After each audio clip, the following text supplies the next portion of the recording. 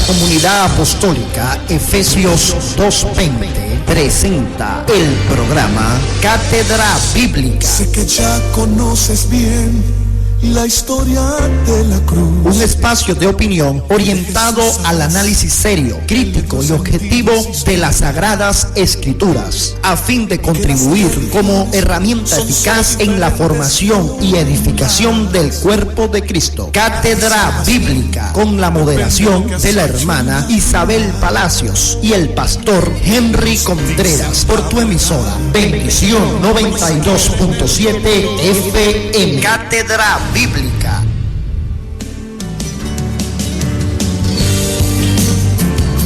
Son las 6 de la mañana con 6 minutos. Usted está en sintonía de Cátedra Bíblica por Bendición 92.7 FM. Tengan todas y todos muy buenos días. Buenos días, pastor.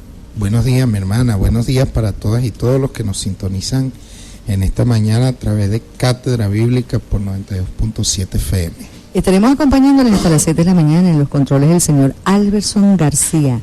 En la gerencia en la supervisión de programación, el chincungunyo. Diego Bogado todavía está enfermito. En la gerencia general, Oscar Rebolledo. En la dirección de esta estación, quien tiene el privilegio de hablar para todas y todos ustedes, Mercedes Fuentes. Todos nosotros acompañando al pastor Henry Contreras de la Comunidad Apostólica Efesios 2:20.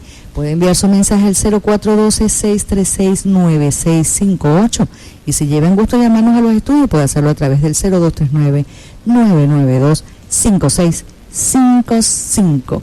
Ayer yo me estaba acordando en la tarde del estudio del Génesis, que me gusta mucho el libro de Génesis, y me acordé de la película que vi de Noé. Okay. Feísima, pastor, feísima, uno es maluco. No vean esa película, por favor.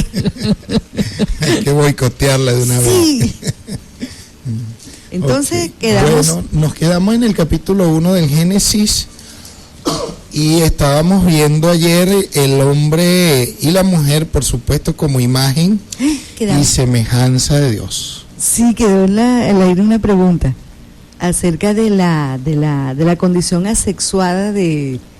Perfecto, de sí, esta condición asexuada o en todo caso esta bisexualidad que estaba inmersa allí, porque pensando en el asunto, tal vez no sería lo más adecuado hablar de una condición asexuada, sino más bien de una bisexualidad, porque de allí van a surgir los dos sexos que luego van a poblar la tierra, pero estaban inmersos allí en ese ser de Génesis 2:7 que está en proceso de gestación, en proceso de creación, donde nosotros leemos allí en Génesis capítulo 2, versículo 7, vamos a retomarlo. Entonces Jehová Dios formó al hombre del polvo de la tierra y sopló en su nariz aliento de vida y fue el hombre un ser viviente. Observemos que Dios está haciendo al hombre del polvo de la tierra, pero de este hombre tiene que salir la mujer. Me gusta mucho esa parte y hago hincapié porque se derriba el mito que Dios es del género masculino. No, definitivamente eso es un mito machista. Es un mito de una cultura muy machista que es la que, bueno, tradicionalmente se ha impuesto por la fuerza, sobre todo por la fuerza. Entonces, aquí el texto nos deja bien claro que el hombre aquí todavía no es un ser completo. Él va a estar completo en comunidad, cuando esté en sociedad y en esta unidad social básica que va a ser con el otro tú, con el que él va a poder dialogar en condiciones de igualdad y no él en condición de superior y ella en condición de inferioridad. No, el hombre va a estar a la espera de la mujer. De hecho, después de esto, nosotros vamos a entrar en presencia de un intervalo o de un arco de tiempo, el cual no describe el autor del Génesis, donde hay otra serie de acontecimientos. Podemos ver en el verso 8 la promoción que recibe el hombre. Es una promoción porque él viene del suelo de la tierra y va a ser introducido en el huerto de Dios, en el versículo 8. Y Jehová Dios plantó un huerto en Edén, al oriente, y puso allí al hombre que había formado. Fíjense que el hombre es puesto, es traspuesto, es trasplantado de ese suelo árido, de ese suelo estéril, porque aquí mi versión de la Biblia, hablando de Génesis 2:7, dice, entonces Yahweh Elohim modeló al hombre de la tierra roja e insufló en sus narices aliento de vida, y el hombre llegó a ser alma viviente. Verso 8, y plantó Yahweh Elohim un huerto en Edén al oriente y puso allí al hombre que había formado. El hombre claramente es de un suelo estéril y es traspuesto, es trasplantado, es promovido. Hay una promoción aquí. Este también tiene el aspecto que usted explicaba en su oportunidad, que por ejemplo yo pensé que era que el Edén existía y entonces ahí hizo Adán, y no, él lo hizo y después que coloca ya a Adán allí. Es luego, o sea, Dios está creando las condiciones adecuadas y hay una promoción, porque el Edén es un huerto de Dios. Sobre todo, el Edén es un lugar privilegiado cuando nos ubicamos en el contexto geográfico de donde Dios está tomando al hombre.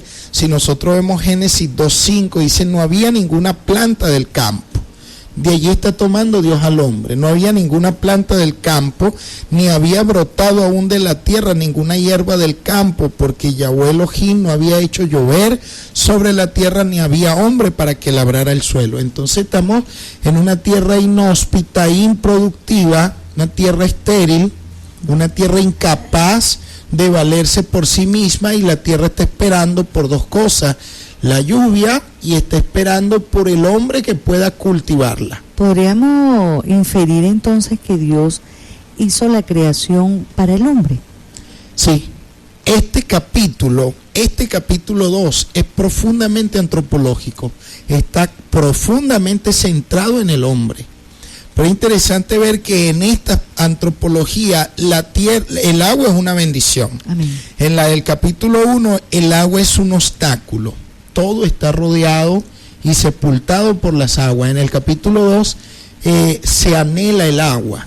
Entonces las condiciones, estamos ante dos relatos creacionistas, pero se relatan de manera distinta. Y el del capítulo 2, del cual usted está comentando, es profundamente antropológico.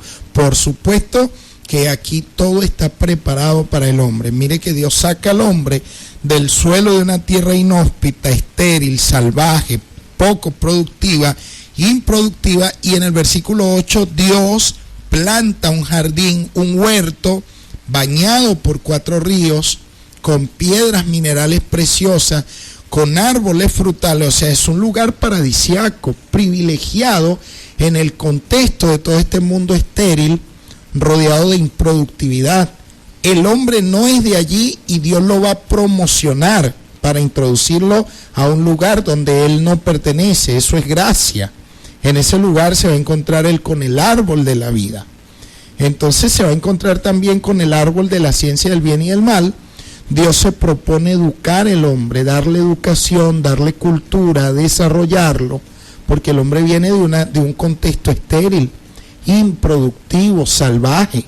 Por eso a veces decimos que Adán parece más un delincuente cuando entra al huerto y entra a abusar, en lugar de aprender, de educarse, formarse, porque Dios está preparando un lugar adecuado para que él se desarrolle, para que él mantenga la vida, para que él pueda vivir en pareja, para que él pueda ser formado bajo los principios de Dios. Entonces el huerto es un lugar donde están las coordenadas de Dios, las coordenadas de la vida, y es lo que nosotros vamos encontrando aquí. Entonces este hombre, que es portador de la imagen y de la semejanza de Dios, es interesante que para los egipcios el único que es imagen y semejanza de Dios es el faraón. El faraón. Mientras que para el pueblo de Israel lo es todo ser humano. Entonces aquí se están inaugurando los derechos universales del ser humano. ¿Será que no tenían espejos? ¿No tenían? ¿Espejos? Pudiera ser. ¿Son iguales unos a otros? Pudiera ser. Entonces vemos nosotros que el hombre solo todavía no es un ser completo. Eso mismo digo yo. Es completamente incompleto. Valga la redundancia, sí. Entonces, a solas todavía no está completo.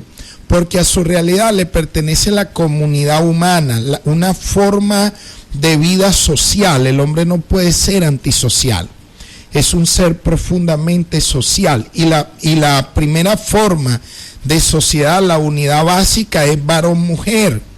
Ahora, Dios va a preparar un espacio vital para que esa forma de sociedad se pueda dar, y ese espacio vital es el jardín, el huerto del Edén. También Dios va a preparar los medios para la vida, y son las plantas frutales para que el ser humano se pueda alimentar. También va a preparar los medios para el trabajo, porque Dios pone al hombre y no lo sumerge en el ocio, sino que lo pone en el huerto para que lo cultive. De allí la palabra culto, cultura, culturizar.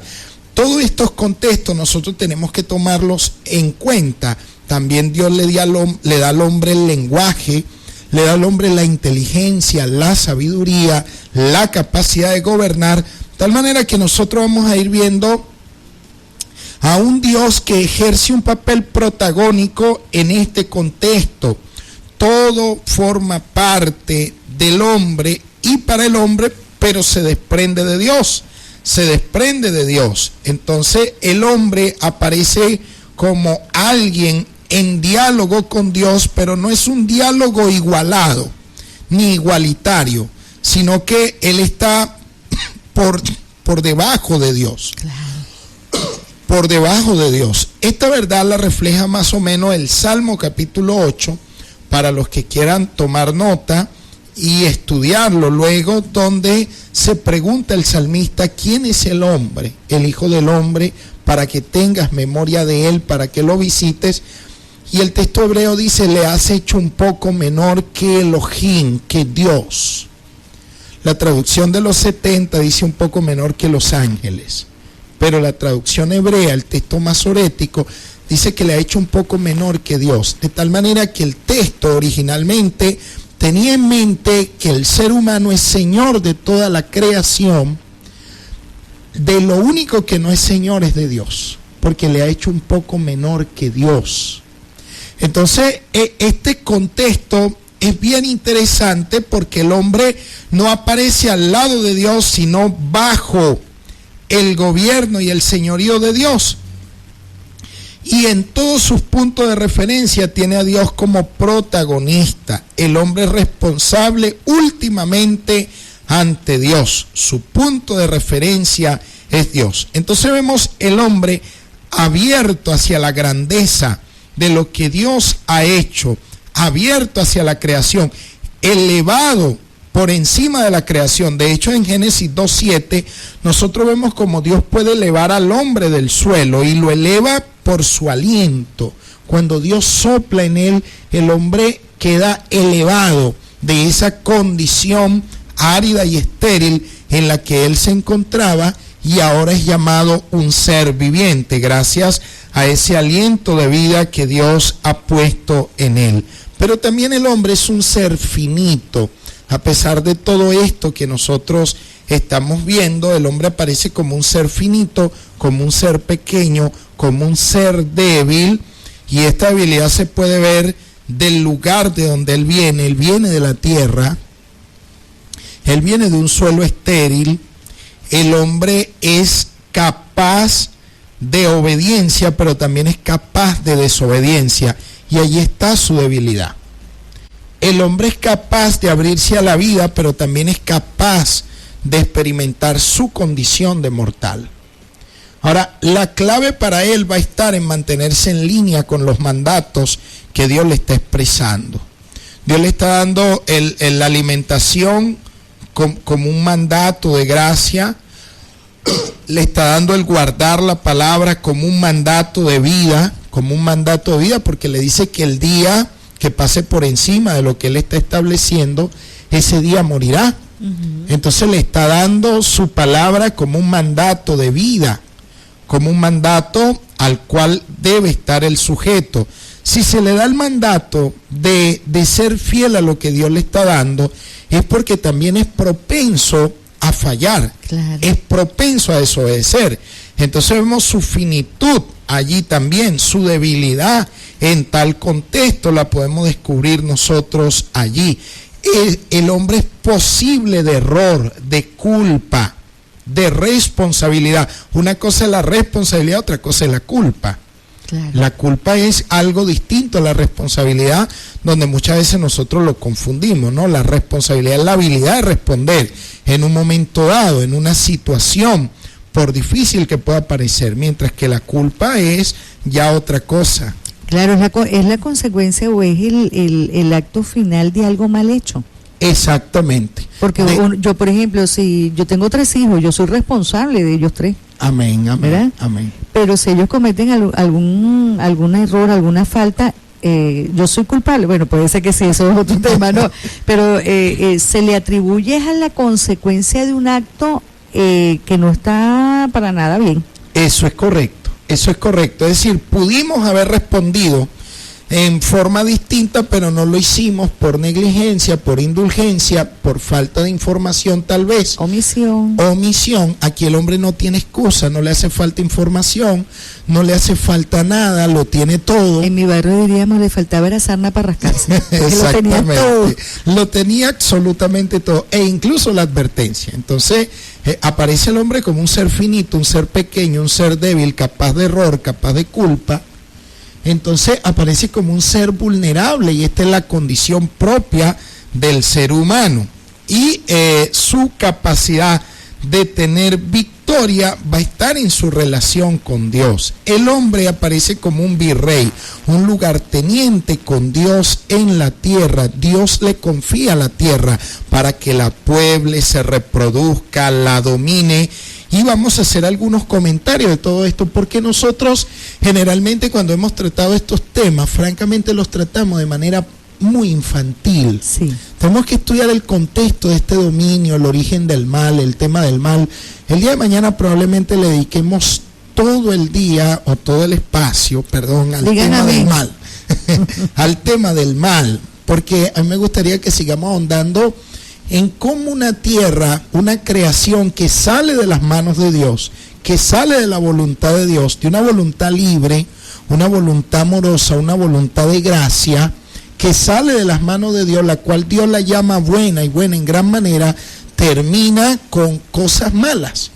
Entonces habría que tratar el tema del bien y el mal, obviamente ejemplificado en este árbol de la ciencia del bien y el mal. Yo he pensado que el hombre es capaz de generar nuevos pecados día con día. A medida que el devenir histórico va transcurriendo, el hombre es capaz de crear nuevos pecados continuamente, porque la Biblia señala que cuando el pecado abundó, sobreabundó la gracia. O sea, que es algo que se puede ir incrementando, porque el devenir histórico, el desarrollo histórico produce eso efectivamente. Yo no quiero cortar la inspiración de este momento tan importante, pero la mensajería, pastor, está buena. Sí. Gloria a Dios. Vamos a leer la mensajería de texto para irla descargando temprano. Con su permiso. Dice: buenos días, hermanos. ¿Podría explicar si hagamos quiere decir que 3 dioses hablan de crear al hombre? En Génesis 1:26, 2 Padre, Jehová Dios, Hijo, Jesús, Dios, Espíritu Santo. No quiere decir eso. En los primeros capítulos del libro del Génesis debemos ver, aunque la palabra Elohim traduce dioses, no estamos hablando de Padre, Hijo y Espíritu Santo allí todavía. Estamos hablando más bien de Jehová Dios, según Deuteronomio 6:4. El primer día o el segundo día que tratamos estos temas dijimos que el libro del Génesis, si se debe interpretar en línea con los 5 primeros libros de la Biblia. Y esa teología es unitaria, es una teología de unicidad. El autor y los hebreos no conocían más que un solo Dios. Ahora, una lectura trinitaria de la Biblia, ya nosotros hemos tratado el tema de la Trinidad, es una lectura contaminada, y una lectura de las 3 manifestaciones de Dios, que sí las acepto como Padre, Hijo y Espíritu Santo, es una lectura cristiana. Y aquí todavía no estamos en presencia de textos cristianos, sino en presencia de textos judíos. De hecho, nos encontramos en el año 1500 a.C. Mal podríamos nosotros entonces interpretar estos textos bíblicos en clave cristiana. Todavía aquí no. Ok. Otro dice: aclaro, hermana, usted dijo ayer que el Shabbat era para el hombre.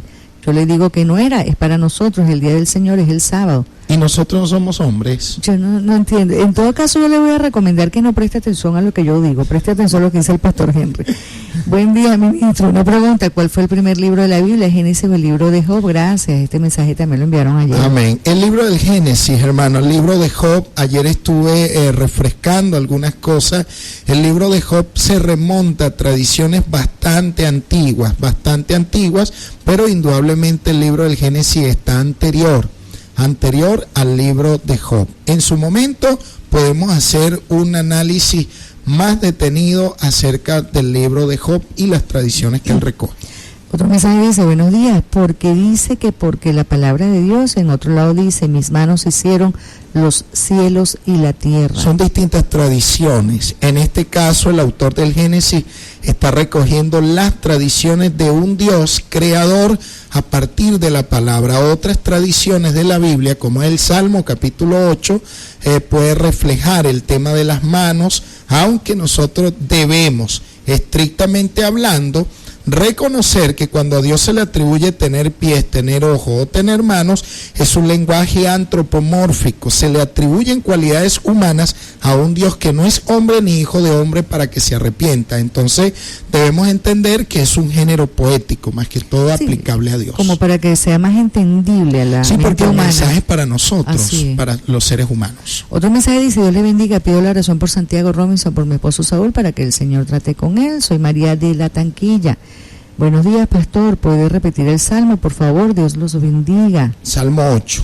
Dios le bendiga. Esta reflexión se ubica hacia aquel tiempo. El hombre en este tiempo ha donado este Edén, lo ha contaminado con la contaminación, la idolatría, la desobediencia, etcétera.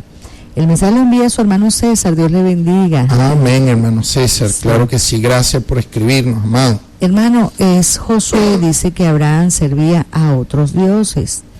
Bueno, el Dios ya de los... Ya empezamos a echarle dedo a la gente. Sí, los antepasados, los patriarcas, cuando uno estudia la Biblia, estudia los primeros libros de la Biblia, hay que estudiar lo que son los círculos patriarcales y lo que eran las creencias que tenían. Obviamente Abraham venía de Ur, de los caldeos, todavía no tenía el conocimiento del Dios vivo, pero debemos tener claro que a partir de Génesis capítulo 12 se le da a conocer el Señor a Abraham, solo que no le revela su nombre, pero es el mismo Dios y se va a conocer como el Dios de los patriarcas, el Dios de los padres, pues. Entonces hay que tener en mente eso, porque la revelación de la Biblia es una revelación progresiva, donde se va de lo no de lo imperfecto hacia lo perfecto, sino de lo menor hacia lo mayor. Para que sea comprensible. Para que pueda ser comprensible, porque es Dios, es un padre educando niños. Es exactamente lo mismo. Y usted como padre tiene que ser condescendiente en la educación de su hijo, aunque espera lo mejor de él. Usted nombró a Abraham y a Ur. Y me llegó a la mente algo que aprendí hace muchísimos años acerca de las principales ciudades, Urur, Lacar y Nippur. Wow. Ah. Está bien. Yo lo afoco también, pastor. Amén, está muy bien. Bueno, fíjense, estos primeros capítulos de la Biblia son capítulos muy interesantes por los temas tan globales, tan universales que tratan. O sea, que son temas abarcables no solamente en un contexto creyente, para ser leídos en un código de fe, sino en un código muy humano, porque lo que tiene que ver con los cielos, la tierra, con la creación, no es un tema religioso, no es un tema de fe simplemente, es un tema profundamente humano. Claro, y es tan humano, tan universal, que de la creación del mundo, la teoría creacionista y la evolucionista, parte en dos la discusión acerca justamente del origen de la tierra y del hombre. Entonces es tan importante, ubicarnos en una dimensión bien amplia, bien abierta, en el contexto de lo que esto exige. Pues cuando yo me acerco a estos primeros capítulos de la Biblia, yo me acerco en un código de fe, en un código creyente, y eso está bien, eso no está mal. Pero ¿qué pasa con el que se acerca y no comparte, no comulga con mi fe, no comulga con mi creencia, no comulga con mi visión, cuando en este caso es un científico, cuando en este caso es un antropólogo, un etnólogo, es un historiador, cuando en este caso tiene otra disciplina, tiene otro foco de interés a la hora de acercarse al tema? Estamos en el terreno de un tema profundamente universal, profundamente humano. No es simplemente un tema de fe. De hecho, en muchísimas universidades y institutos educativos de distintos niveles en el mundo ha habido serios problemas por este tema, porque una persona, un educando, que ante la pregunta del origen de la Tierra y evoque la teoría, vamos a llamarla de esa manera, creacionista, y el profesor, sin lugar a dudas, será científico, seguro, y va a enarbolar las banderas del evolucionismo de Charles Darwin. Han habido juicios, inclusive juicios legales, quiero decir, terrenales, de personas que dicen, no, un momento, él me preguntó acerca del origen de la Tierra y yo expuse lo que yo creo, o sea, su visión se invoca, y no hay manera de que puedan soslayar su nota ni nada de eso, porque está invocando su creencia. Es que Dios respeta eso. No, en el caso de nosotros los creacionistas, los que creemos que claro. Dios creó, un científico, por más que me vaya a evaluar, si me pregunta del origen de la Tierra, yo estoy en mi derecho de enarbolar aquello que yo creo que es que Dios creó el mundo. Por supuesto que sí. Ahora, lo interesante, qué bueno que ya nosotros vamos aterrizando, porque no vamos saliendo de la arena religiosa y vamos entrando ya nosotros en contextos más globales, más abierto, porque uno de los intereses de este servidor a la hora de compartir este tema fue el que nosotros podamos visualizar otros focos del debate con respecto a este asunto, en los cuales nosotros no nos hemos detenido, porque siempre usualmente cuando desde Radio Bendición nosotros ventilamos un tema, sin darnos cuenta, muchas veces adolecemos de un área ciega, y es que nuestro interés muchas veces es dialogar con la iglesia solamente, pero resulta ser que no solamente la iglesia se encuentra allí en sintonía escuchándonos, hay otras personas que nos están escuchando y tal vez no son creyentes en este momento. Entonces la iglesia tiene todo un foco de atractivos, temáticos, de orientaciones, y cuando uno no va por esos derroteros, entonces pareciera que estamos contendiendo, peleando, o pierde el atractivo del tema. No, nosotros queremos ver esto en un horizonte más amplio, porque el texto da para un horizonte más amplio. Estamos hablando del origen de los cielos y la tierra, sí, del hombre, de la creación. Perdón que lo ataje. Y es un tema tan interesante que de los libros de la Biblia, los que más han producido películas, ¿verdad? Ha sido el Génesis. No puede ser de otro modo, hermana. No puede ser de otro modo, por la temática tan universal que abarca. Es un derecho humano, estudiar esto es un derecho humano. Es un privilegio para nosotros. Entonces, no prestarle atención a esto, porque el acercarnos a los textos bíblicos y no poder percibir lo que ellos quieren transmitirnos es el origen del error. Es por allí donde empezamos nosotros a defender cosas que son indefendibles. Uno se pregunta, cuando nosotros leemos estos primeros capítulos de la Biblia, ¿tiene intención el autor de describirnos esto que está relatando como un hecho científico o como un hecho teológico? Es una pregunta interesante, porque si no se están narrando hechos científicos, porque no son científicos los que están escribiendo, sino hechos teológicos, porque es una revelación de Dios para creyentes, entonces yo estoy teniendo problemas a la hora de hacer la lectura y la interpretación de lo que estoy leyendo. Un secuestro.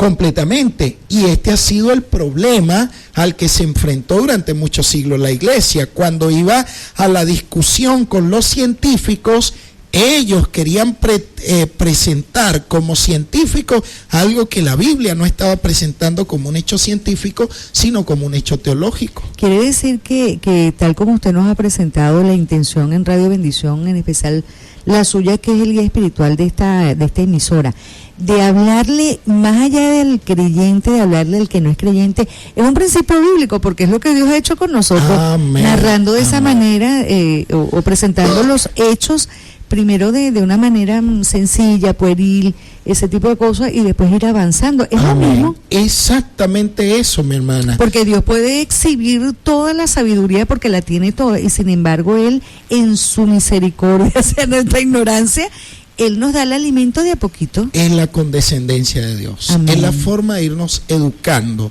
de irnos formando. Y este es el punto, por eso el interés de hablar acerca de lo que es teología de la creación.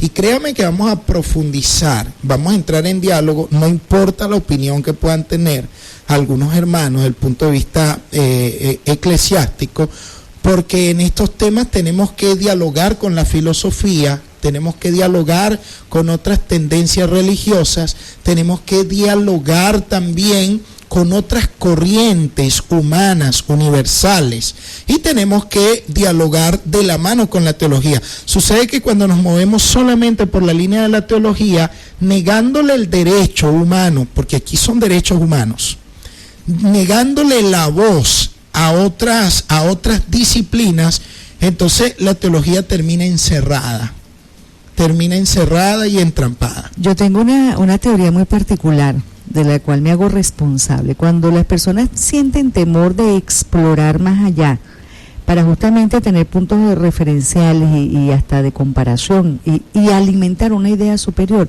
es porque no se siente seguro de lo que cree. Porque si yo me siento seguro de lo que creo, yo puedo leer a Platón de día, de noche, Aristóteles y Heidegger y Nietzsche, y eso no va a contaminar mi fe. Amén, amén. Sí, que me va a permitir entender cosas desde otro punto de vista.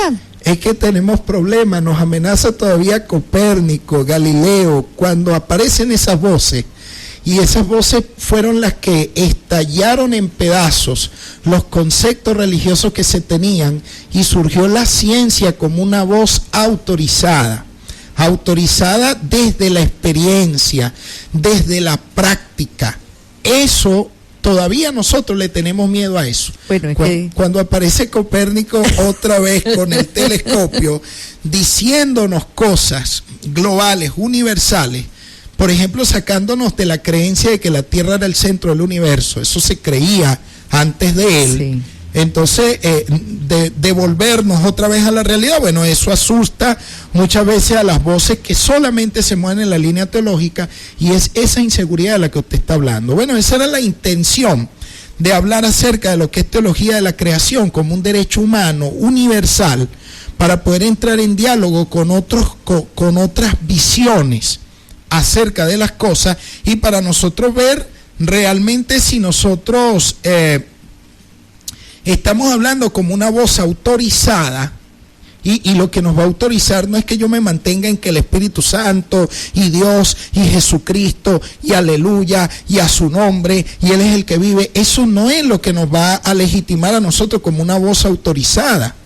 sino que nosotros respetemos realmente el texto en su contexto, en su mundo, en su trasfondo histórico, cultural, en lo que pretendió el autor. No es un reportaje de hechos científicos lo que nos está narrando el autor. Es que después entonces puede generarse el otro extremo ante no saber explicar las cosas, o el temor de alimentarse con el conocimiento. No estamos hablando de la fe. Así es. El conocimiento crítico. Entonces nacería entre nosotros, Dios nos guarde, la Santísima Inquisición. Wow, definitivamente. Oiga, y mire, hermana, usted a veces dice cosas que son tremendas. Cuando uno investiga un poquito, estudiando un poco el tema de la Inquisición fue un tema de la Iglesia, y nosotros lo hemos reducido a la Iglesia romana. pero hasta la iglesia protestante fue inquisidora. Yo estoy diciendo cosas desde aquí que son delicadas, pero que están ahí en la historia. ¿Le tocó a usted? Sí, están ahí en la historia. Entonces vamos a ver la Inquisición no como un tema romano solamente. No me vayan a acusar de romanista porque no lo soy. Pero fue un tema de la iglesia, no fue un tema simplemente romanista, de una ala de la iglesia. Ni ¿no? romaní porque usted no es gitano. Aquí la gitana soy yo. Amén. Entonces que nosotros podamos ver esto en todas sus dimensiones, porque era muy difícil escapar a una realidad tan global, tal cual como nosotros nos examinamos dentro de un tema. Es muy difícil que nosotros no podamos, no sé, que un tema político, por ejemplo, que nosotros podamos mencionar, es muy difícil que los venezolanos escapen a la controversia política cuando están imbuidos en ella, culturizados dentro de ella. Lo mismo pasaba en el contexto de la Inquisición. Bueno, tal vez estamos hoy maltratando un poco la homilética, estamos en temas muy diversos, pero bueno, de repente el tema da para eso. Entonces, ¿en qué clave deben ser leídos estos capítulos? Como un reportaje retrospectivo, como una memoria fotográfica que nos está presentando Moisés en este caso acerca del origen de los cielos y de la tierra, o es una clave teológica. Durante siglos hubieron muchos malos entendidos y por esa razón evolucionistas y creacionistas entraban en muchas controversias. Hoy en día las partes están más reconciliadas porque están respetando la intención de los textos bíblicos. Y cuando los evolucionistas se acercan a ellos, ya no se acercan para contradecir con el texto, sino para ver la historia, su cultura y su riqueza. De hecho, pastor, yo he notado que en los últimos tiempos, cuando hablamos de los últimos tiempos, hablamos de décadas. Por supuesto.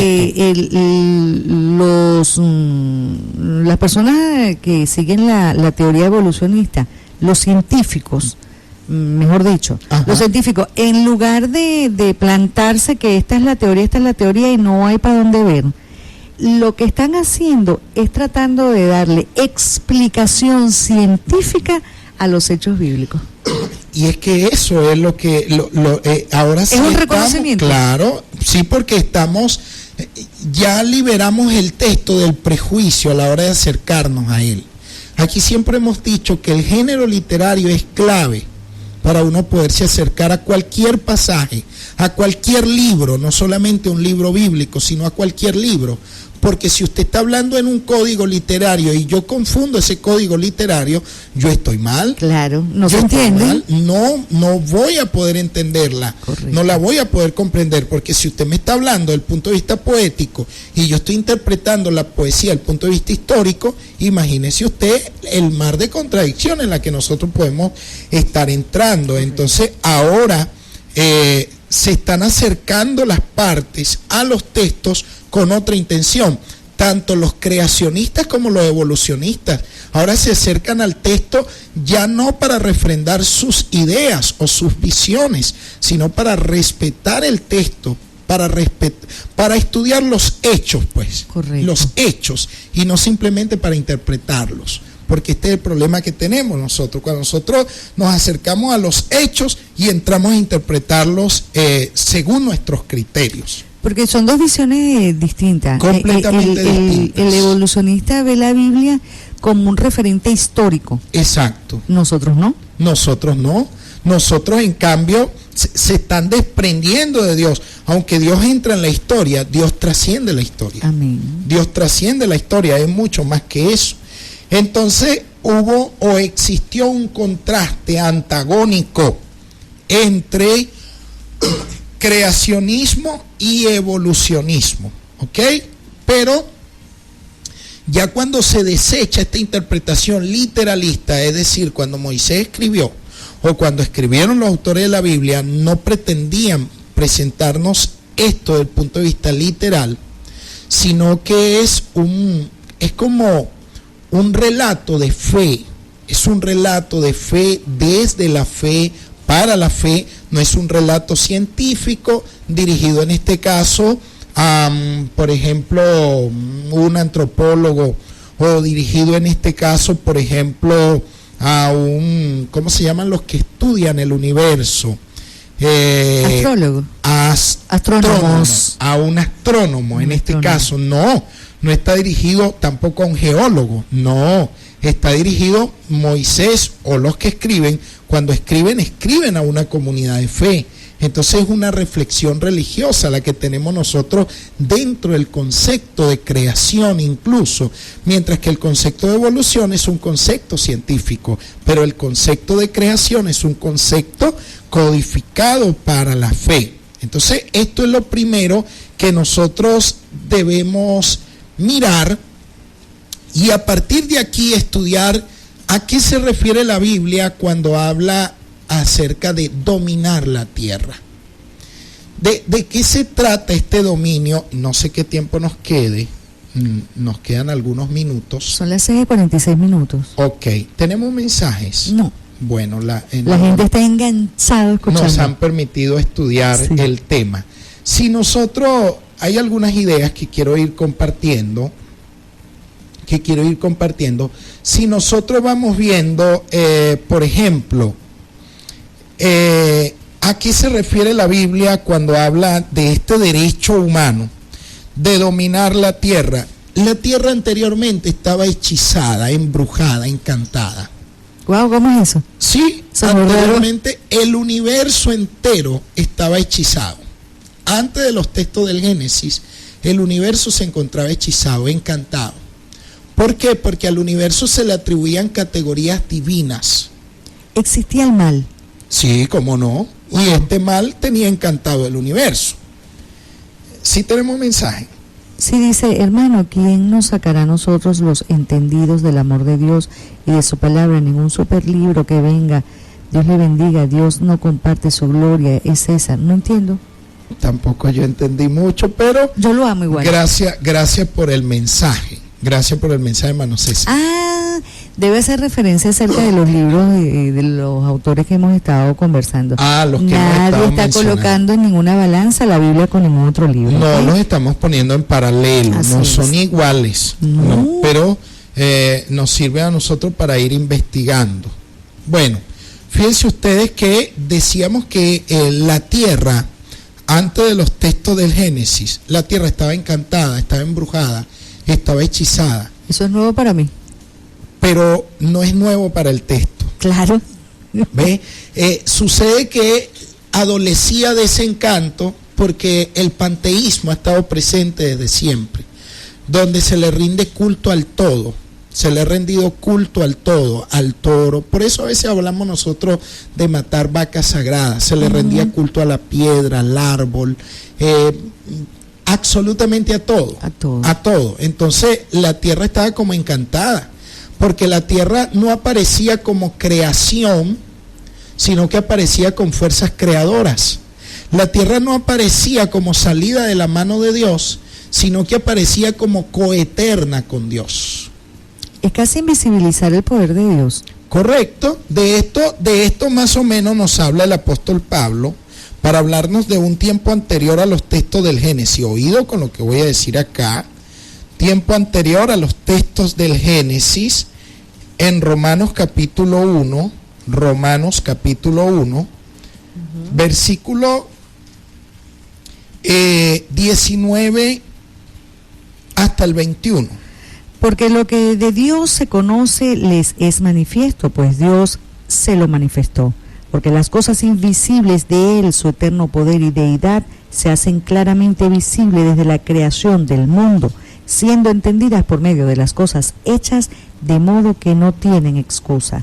Pues habiendo conocido a Dios, no le glorificaron como a Dios, ni le dieron gracias, sino que se envanecieron en sus racionamientos y su necio corazón fue entenebrecido. Amén. Entonces fíjense que ya Dios debía entenderse por medio de las cosas hechas, su eterno poder, su deidad. Pero no se vio así, sino que se envanecieron y terminaron rindiéndole culto a la creación antes que al Creador.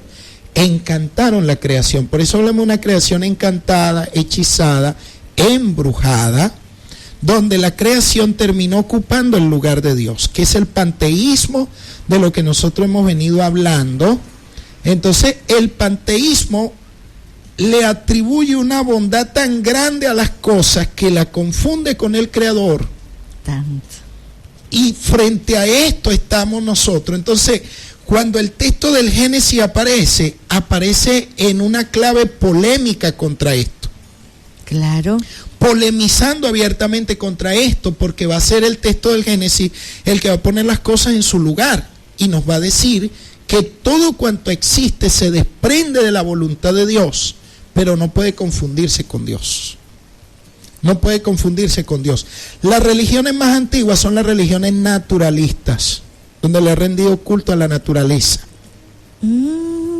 Mientras que claro. la religión del Génesis, digamos, la verdad de la Biblia, para no hablar de religión, no es una verdad naturalista, sino una verdad histórica.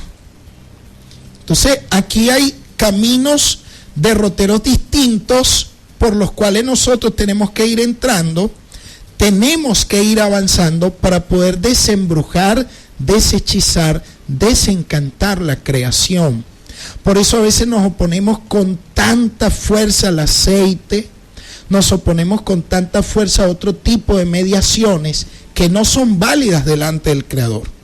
Entonces, cuando el texto del Génesis dice que pone al hombre para que domine la tierra, es para que la desencante, la pueda deshechizar. Es bien interesante que la ciencia, desde el punto de vista científico, apoya esta verdad, y la ciencia es occidental, no es de las culturas orientales. Correcto. Porque las culturas orientales le rinden culto a la creación y son incapaces de enfrentarse a ella porque la vieron como un Dios. Pero es que el Edén está en el oriente. Sí, es que es así. Son incapaces de enfrentarse a ella desde el punto de vista científico porque la vieron como un Dios. Vieron el sol, vieron la lluvia, vieron las estrellas, vieron los astros como dioses y eran incapaces de poderse enfrentar a ellos desde otro punto de vista. Porque el ser humano siente como una atracción especial por rendirle culto a los símbolos. Completamente. Anteriormente, creador, hombre y creación se encontraban mezclados y confundidos. El texto del Génesis los va a separar, los va a poner en diálogo, pero jamás los va a confundir. Correcto. Hombre por un lado, creación por otro lado y Dios por otro lado. Claro, por eso es que lo coloca tan explicado versículo a versículo. Y es como muy detalladito. Fue la tarde y la mañana y el día primero y el día segundo. Muy ñoñado, como digo yo. Exactamente, y vio Dios que todo era bueno. Entonces, desde este punto de vista, lo que nosotros estamos presentando aquí no pretende ser una teoría sobre el origen del mundo, sino sobre la realidad del mundo, que es otra cosa. Ya no estamos hablando aquí nosotros teorizando sobre el origen del mundo, sino sobre la realidad. Y es sobre esto que nos está hablando el texto del Génesis. No está teorizando sobre el origen del mundo, sino que está presentando la realidad del mundo como algo creado y que se desprende de las manos de Dios. El mundo es realmente, no es aparentemente algo que Dios ha querido que sea. Y el mundo recibe su ser de Dios. Amén. Vamos con los mensajes. ¿Cómo no? Dice, pastor, pude investigar que en la creencia judía el Rosh Hashanah, es el año nuevo judío, que por cierto lo celebran hoy con el toque del shofar a partir de las 6 de la tarde. Ellos lo asocian a la creación del mundo y la creación de Adán, y ellos no se dan el feliz año, ellos se desean, es un año bueno, destacando que todo lo que Dios hizo fue bueno. Bendiciones. Amén, el Rosh Hashanah. Ok, hablando entonces del primer año. Bueno, está bien, el término hebreo habla de eso, pues, está bien. Hola, buenos días. No entiendo, entonces, ¿quién tiene la razón? Y dígame, ¿estas personas fueron salvas ya que la tierra era encantada? Bueno, oiga lo que le voy a decir. Los que sin ley pecaron, sin ley serán juzgados. Anteriormente, cuando todavía no había una revelación escrita, Dios juzgaba por medio de la revelación hecha. Es decir, fíjense ustedes que el primer libro de Dios, qué buena la pregunta, el primer libro de Dios no es la Biblia. el primer libro de Dios es la creación. Y eso va con el hermano o la hermana que nos escribe. Entonces obviamente Dios juzgará esos hechos a partir del primer libro, que era la creación. Y por medio de la creación debía ser entendido el creador. Pero el ser humano perdió de vista al creador y terminó rindiéndole culto a la creación. De tal manera que serán juzgados por esa primera forma de revelación que estaba vigente, pues la cual era la creación solamente. Entonces el mundo aparece como criatura. Mensaje de texto. Sí, dice, este tema es interesante. ¿El panteísmo qué es, hermana? ¿Teoría, una secta, una religión? Bendiciones. Pero a veces una cosa, no me pregunten a mí. Eso el panteísmo, por definición, implica adorar todo. O sea, panteísmo nos remonta a una palabra que su etimología es rendirle culto a todo. Obviamente la Biblia no avala un panteísmo, la Biblia solamente avala un culto a Dios.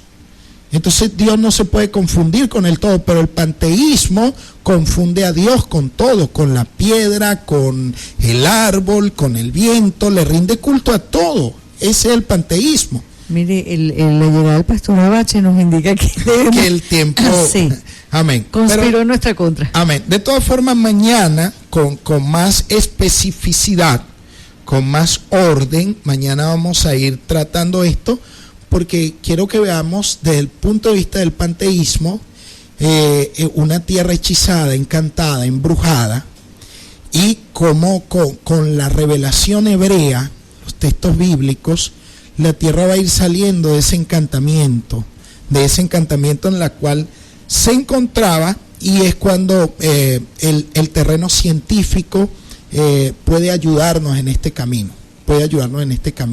Ok, entonces el día de mañana nosotros vamos a ir viendo eso, y luego trataremos el tema del mal, que es un tema que va a estar importantísimo. Bendiciones. Fulminante. Llegamos a las 6 de la mañana con 57 minutos, y esto del encantamiento dejó la chispa encendida. Pretendemos el día de mañana, yo acompañando al pastor y él explicándolo, porque yo sé verá que de eso nada de nada. Estuvimos acompañándoles en los controles el señor Alberson García, en la supervisión de programación, Diego Bogado en la gerencia general, Oscar Rebolledo en la dirección de la estación, quien ha tenido el privilegio de hablar para todas y todos ustedes, Mercedes Fuentes, todos nosotros acompañando al pastor Henry Contreras de la Comunidad Apostólica Efesios 2:20. Antes de despedir, quiero felicitar a mi hermana de sangre, Idolidia, conocida en los bajos fondos como Cuchi. Hoy está de cumpleaños mi hermana mayor. Para ti, hermana, que Dios continúe bendiciendo tu vida y la de los tuyos, incluyéndome a mí. Nos despedimos hasta el día de mañana. Dios les bendiga a todos. Chao.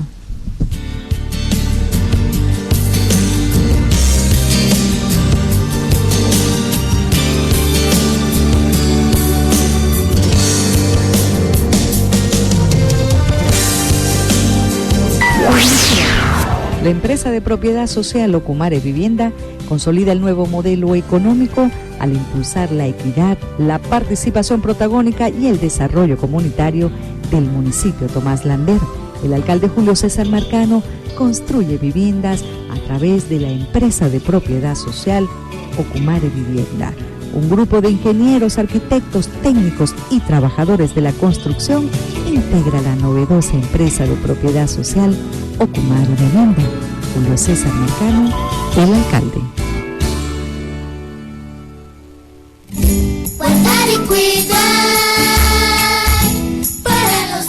Hola amiguitos, soy Davis y quiero invitarlos a ahorrar energía. Es muy fácil. No dejes abiertas las puertas de la nevera. Saca lo que necesites y ciérralas inmediatamente. Así es, hijo mío, ya que al perder frío se derrocha gran cantidad de energía. Oye, mami, también se deben sustituir los bombillos incandescentes por bombillos compactos fluorescentes. Sí, ¿y eso por qué, hijo mío? Porque ya que estos últimos alumbran mucho más.